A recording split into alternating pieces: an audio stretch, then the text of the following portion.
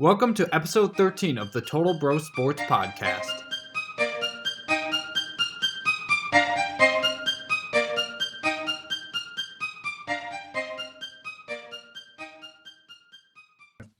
Welcome to the Total Bro Sports Podcast. Here we go. All right, now let's hit it over to Jack with the news. Hi, I'm Jack with the news. Big news. The Rams-Lions trade. The Rams got Matthew Stafford in the trade, and while the Lions won the trade by getting Jared Goff, 2 first-round draft picks, and 1 third-rounder, and the first, maybe ever, virtual Pro Bowl, and the first blockbuster MLB trade in the offseason, the Rockies received left-handed pitcher Austin Gomber and infielder Elharis Montero, right-handed pitcher Tony Lucy, infielder Matto Gill, and right-hand pitcher Jake Summers. Cardinals received Nolan Arenado. NCAA football video games may be making a comeback. All right, let's hand it over to the discussion. Ben, why don't you lead us through? All right.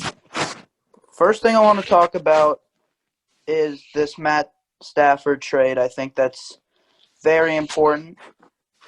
And, you know, it's the first domino to fall for the quarterback situation because there's a lot of quarterbacks that are going to be on the move. So, Stafford of the Rams, what do you guys think about this trade? Right. I'll tell you one thing. The Lions definitely won this trade. Goff is way better than Stafford. And plus, they get off with 2 first-round picks and a third-rounder. So they could, draft a quarterback and maybe draft a wide receiver because our defense is stacked with Aaron Donald and Jalen Ramsey.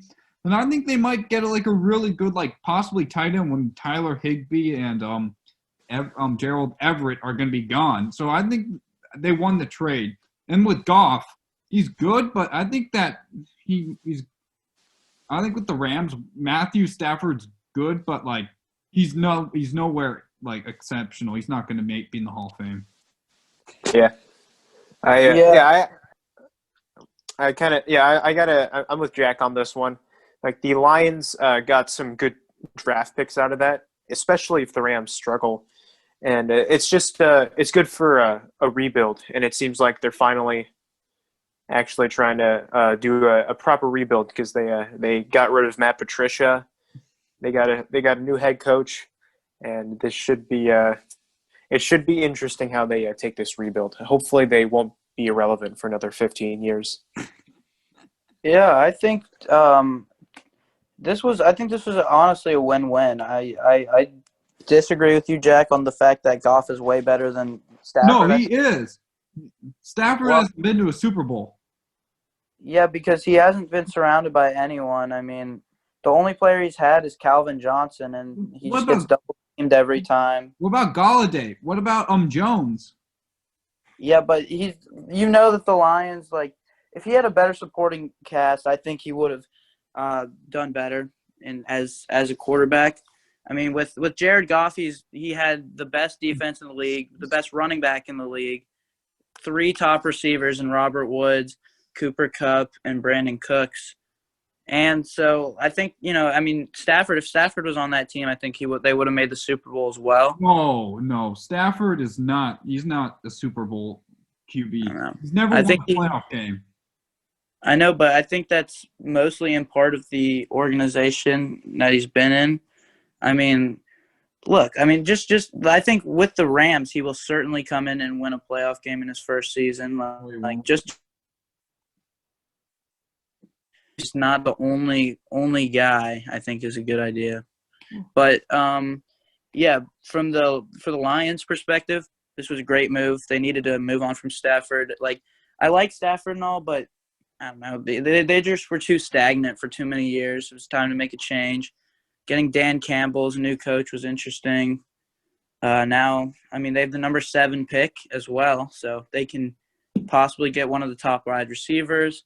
And even I wouldn't even be disappointed if they traded Goff and got Trey Lance or another quarterback or something. Another trade? Yeah, I'm not as sold on Jared Goff as you are, personally. Like, I think they can start over and get like a rookie quarterback. Yeah. But Speaking of quarterbacks being traded, it seems like now a lot of quarterbacks are rumored to be traded pretty soon. I mean, you got, for example, Deshaun Watson. Oh yeah, I think he's going to the Colts. That wouldn't be a bad fit. Actually, maybe not, because that's a same division. You don't trade with same division teams. No, that's so true. No, I think as far as the Rams, just before we leave the topic, I'm going to go with the mantra that Rams got robbed. They sent over Jared Goff and three draft picks, 2 first-round picks. I'm looking at the stats of both of these quarterbacks, right? Let's start with Matthew Stafford. So the Rams get Matthew Stafford, 26 touchdowns, 10 interceptions, QBR of 68.4. As Jack has mentioned, not won a playoff game, has dealt with back issues in the early part of his career, and now those issues have resurfaced as of late. He's old. He's 32 years old. I frankly don't know what the Rams are doing. They got an exciting prospect in John Wolford, who's a lot more mobile than Goff. As far as I see it, they should have held an open QB competition in camp with Goff and Wolford. And now let's go on the Lions side.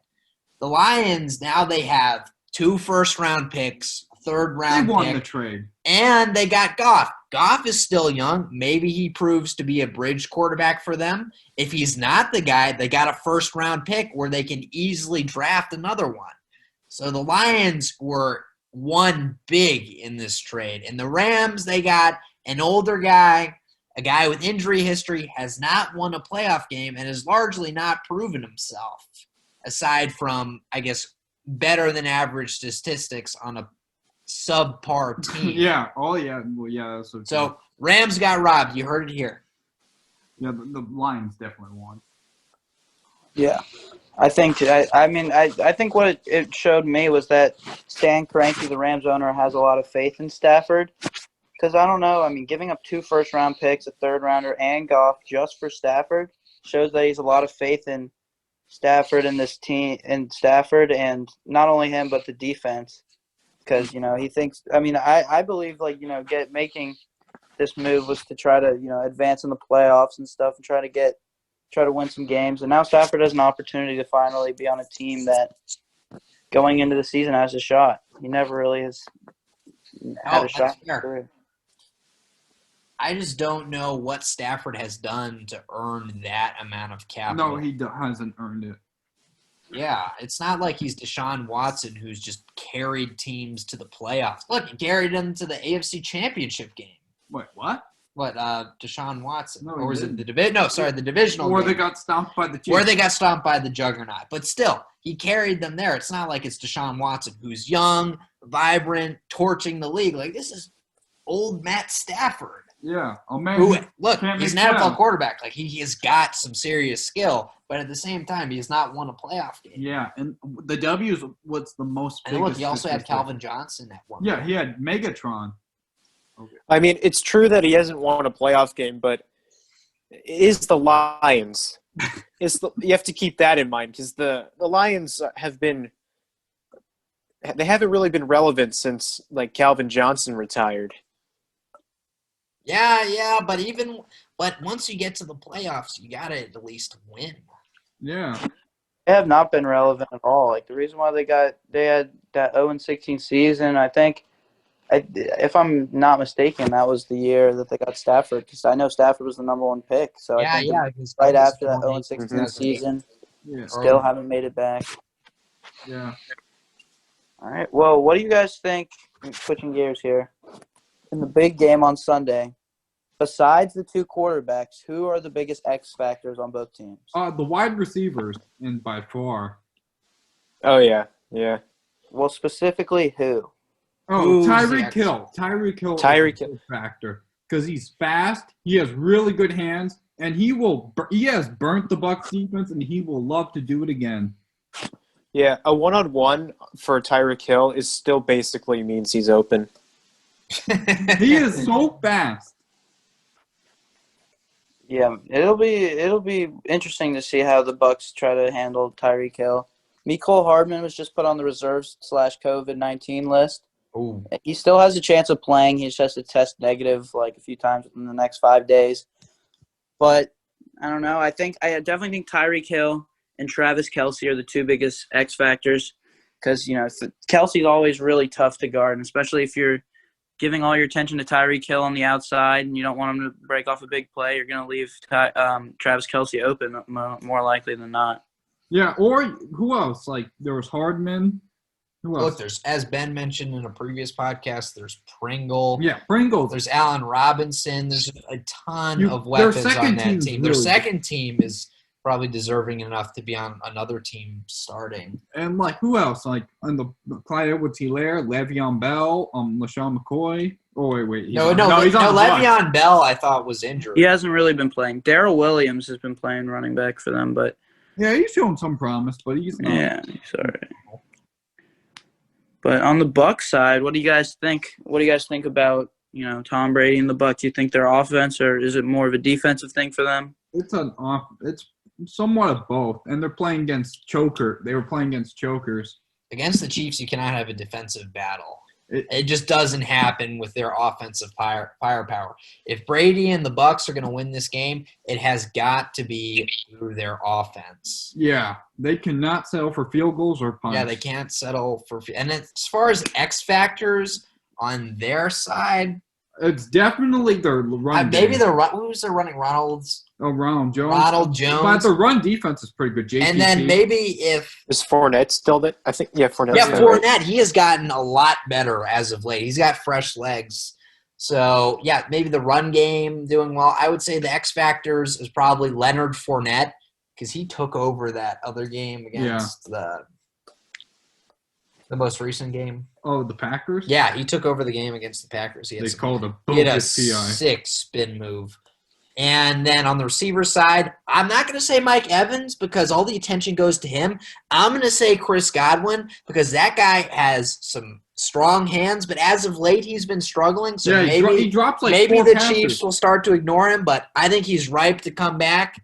So it's not going to be Mike Evans because he's going to garner more attention. It's going to be Chris Godwin on the receiver side. Yeah, definitely going to be Godwin. Then Brady, then it has to be Brady too. He's got to limit the turnovers. He can't throw 3 consecutive picks and this is on successive drives. You just can't do that. This is against the Chiefs. They will capitalize. The Packers had Adams. He was their go-to guy, the Packers. Yeah, Brady is going to have to protect this football. Also, for the Bucs, they're going to have to chew up clock on the field. You want to keep the former MVP off the field in that high-powered offense. So, yes, Leonard Fournette, Chris Godwin, Tom Brady. Those are the impact guys. They will have to make the difference to win this game.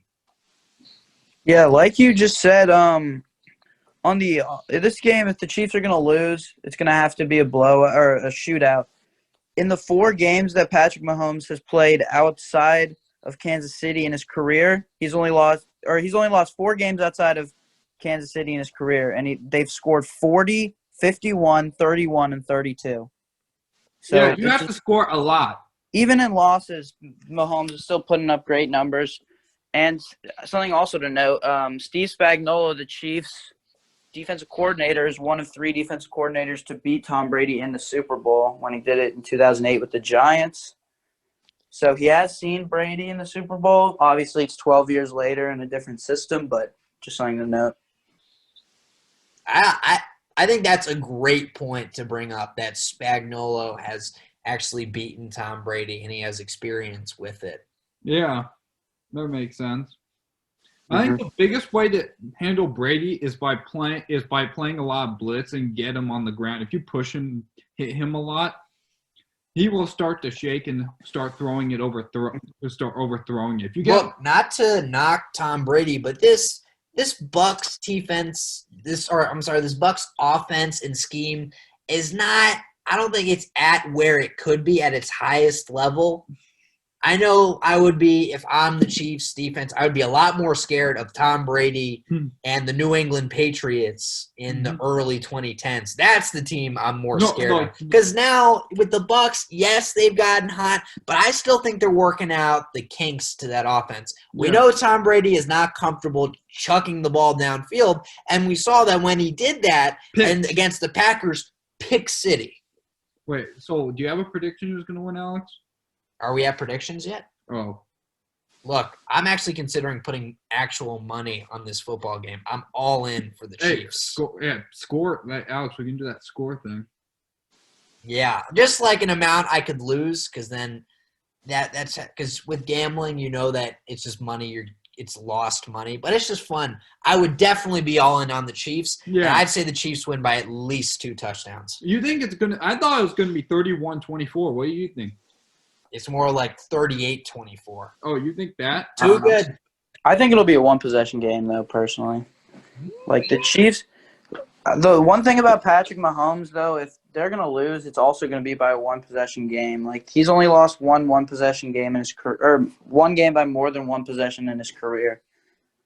But – and then, like, on the Bucs side, I just don't see them, like I agree with Jack. Like, if you blitz him a lot and – get pressure on Brady, he's not going to be able to really extend the play, like get out of the pocket like Mahomes can do. But I don't know. I mean, I just think with Tom Brady, it's just so difficult to play against him and like keep it as a blowout. Like I feel like he always finds a way to get back into the game. Yo, that's a great point. That I would agree with that. The 28-3 in the Super Bowl with exactly. This Chiefs team is too good. Yeah. They have taken down the juggernauts. They've taken down the Bills. They beat the Bucs the last time. Really, I think the Bucs only made that close because it was garbage time. Yeah, right? like they scored with like a minute. Well, actually, a minute left to put it within 3, but Mahomes just iced the game after that. Yeah, just the Chiefs are too good. They are an offensive juggernaut. They're there for a reason. Bucs. Yeah. So you're saying Chiefs win 38-24? Yeah, I think it's going to be by 2 touchdowns. What, Kai, what do you predict? So I'm also all in on the Chiefs, but I'll say 45-35 will be the final score. Oh, all right, Kai, by the 10 points. Why do you say 10 points? I say 10 points because I think it's going to be an offensive shootout that's just as much as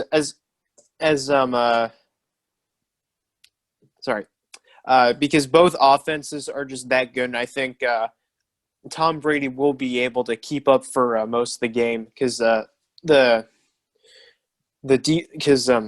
offenses are both just that good. They have a lot of weapons, but I think the Chiefs are just that good. They're going to go for their second straight Super Bowl ring. They are too good. Honestly, it was by some fluke that the Raiders beat the Chiefs. Other than that, they haven't been beaten. Threw like 2 picks. And let's look at Tom Brady's performance against the Chiefs in the regular season. He threw 2 picks. Yeah. That Raiders loss was really just a fluke because then the Raiders got blown out by the Falcons. Exactly. Yeah, the Falcons, for crying out loud. The Falcons. Okay, so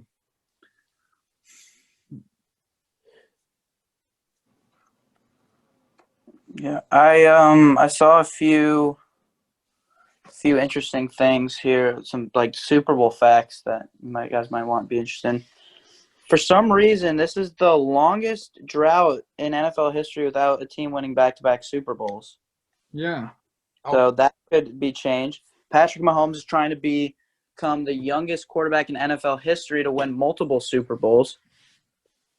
This will be the first Super Bowl ever that has the 2 quarterbacks that won the 2 previous Super Bowls.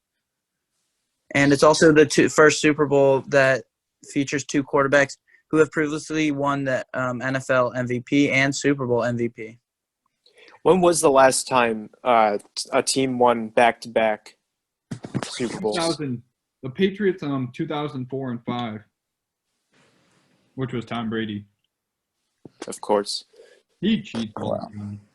So we know from this season that Tom Brady definitely won the divorce with Bill Belichick. Yep. But Oh yeah. You think, but Belichick's looking for some revenge next year. Yeah, like if he ends up with Deshaun Watson or another one of the top free agents quarterbacks, then I think Patriots will be back to their winning ways. I don't know if they'll be able to beat out the Bills in the division next year. Yeah, But depending on who their quarterback is, then I think they got a shot to be back in contention. Thank you for listening to the Total Bros Sports Podcast.